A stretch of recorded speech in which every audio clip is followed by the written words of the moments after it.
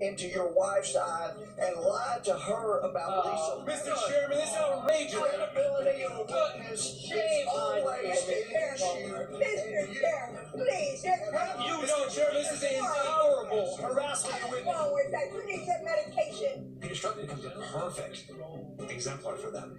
The symbol of all that they can attach to this, cabal at the top of the FBI.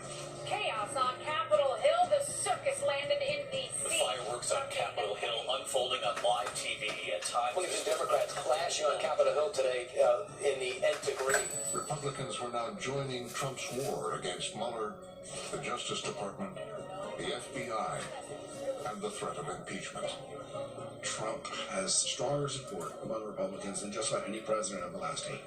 He's caused a lot of politicians to counter reform.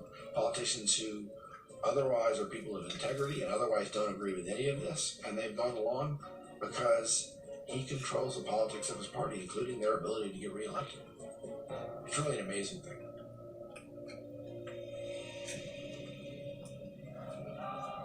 President Trump is kicking off his week-long trip to Europe. It's Mr. Trump's first visit as president. The day after the Strzok hearing, Donald Trump made his first presidential visit to the United Kingdom. Trump also meeting with the Queen of England and was the highlight of any president's visit to Just then, the United Kingdom. reporters at the Justice Department were told a surprise announcement was coming. We were sitting in the 7th floor of the Justice Department waiting for this news conference to begin. The mood in that room was very tense. There was a lot of excitement. People were wondering what would happen. And on the screen was CNN footage. Right now. Let me just stop you there. The Deputy Attorney General is speaking in Washington. Fascinating. Let's listen in. 11 of the defendants are charged with conspiring to hack into computers, steal documents, and release those documents with the intent to interfere in the election. Rod Rosenstein came out and said, we have identified Russian GRU officers down to the offices where they sat and their exact names. According to the allegations It of was the a remarkable moment. the defendants worked for 2 units of the main intelligence directorate of the Russian General Staff, known as the GRU. I can't remember a split-screen moment quite like this. You have on one side the President of the United States visiting the Queen of England, and on the other side of the screen is Rod Rosenstein. A movie maker couldn't have scripted this more extraordinary.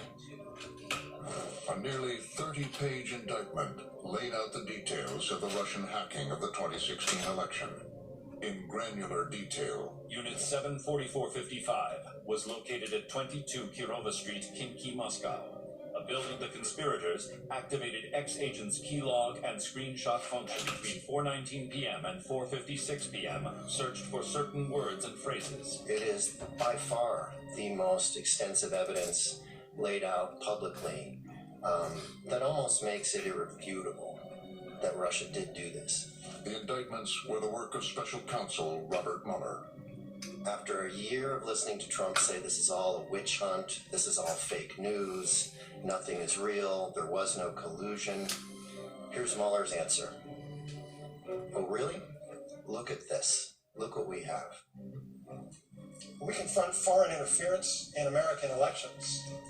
It's important for us to avoid thinking politically as Republicans or Democrats, and instead to think patriotically as Americans.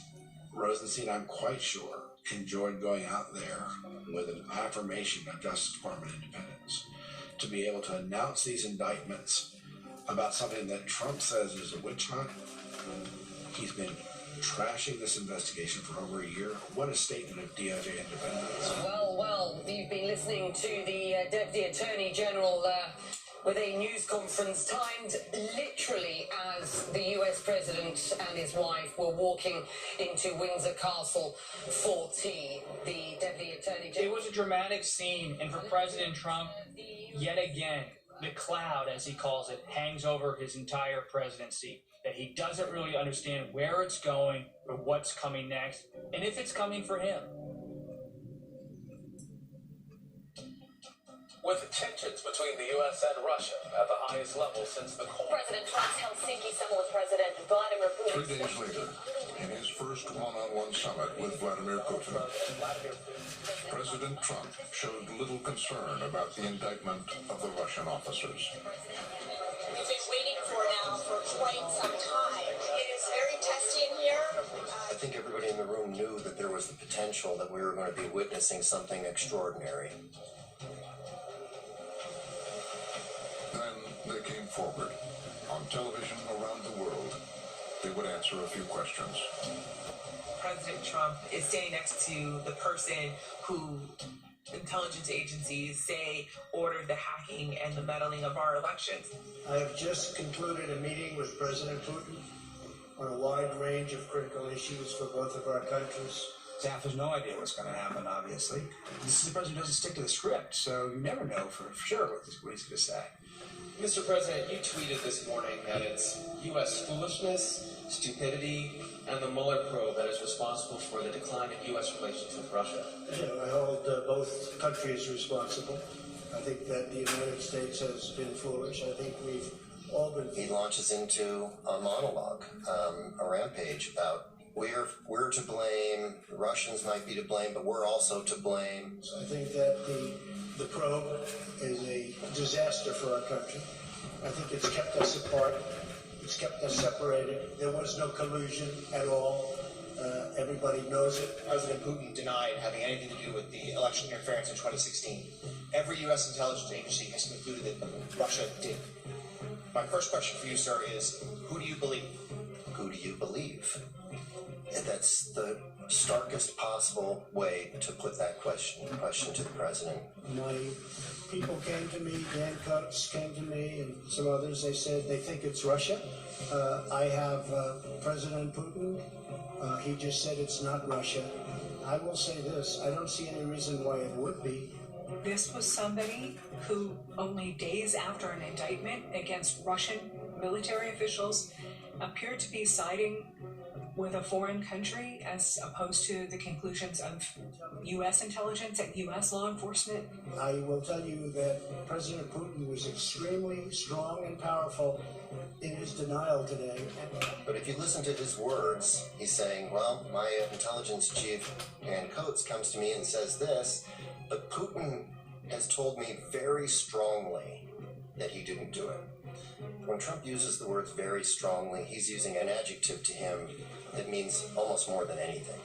Just before the president left the stage, he had one final statement to make. And I have to say, if anybody watched Peter Strzok testify over the last couple of days, and I was in Brussels watching it, it was a disgrace to the FBI, it was a disgrace to our country, and you would say that was a total witch hunt. Thank you very much, everybody. Thank you. The President of the United States cannot let go that someone is challenging his legitimacy. Extraordinary moment in American history, something I thought I would never see. There was an immediate sense that had gone about as bad as it possibly could. That all of their efforts to corral him, prepare him for this moment, had failed to protect the administration, to protect the president from his own worst impulses. The ripples of the event that just took As the president boarded Air Force One to return to Washington, the fallout was growing. A stunning rebuke to his own U.S. Republican strategists texted me immediately, calling it a disaster. They worried that the Russia issue could now come roaring back just months ahead of the midterm elections. The negative tweets were immediate and overwhelming. Former CIA Director John Brennan called it treasonous. Republican Senators John McCain, Jeff Flake, and Bob Corker, and dozens of other congressional Republicans were strongly critical. It appears Mueller has convinced yet another witness The Russia investigation heating up on several fronts. Trump tried to walk back some of his remarks, but as the summer came to a close, the ultimate showdown was looming. Conspiracy theory, deep state, the things that you Mueller was closing in on the president's inner circle. Paul Manafort, guilty, and agreed to cooperate with Mueller. Convicted in federal court on financial. You got the guilty verdict in the Paul Manafort case. Michael Cohen, guilty, and in open court implicated the president. Former lawyer implicating him in campaign finance violations. And reports that White House counsel Don McGahn, an eyewitness to the events in the West Wing, voluntarily talked to Mueller's team for 30 hours. Just learned White House counsel Don McGahn had been talking to the Mueller team. Mueller is deliberately taking a low profile, talking to different people, building different parts of the investigation, because he knows he will have a narrow window to make his case to the American people, and it better be ironclad. This is a White House that's under siege. Even inside the White House, the president is increasingly isolated. Exclusive new book paints an ugly picture of the president. Senior officials have been quoted questioning his grip on reality. He's an idiot. It's pointless to try to convince him of anything. He's gone off the rails. We're in crazy town. In the New York Times, an anonymous op-ed Op-ed headlined, "I am a part of the resistance." claims his staff worry about his judgment and work to thwart his whims. His impulsiveness results in half-baked, ill-informed, and occasionally reckless decisions that have to be walked back.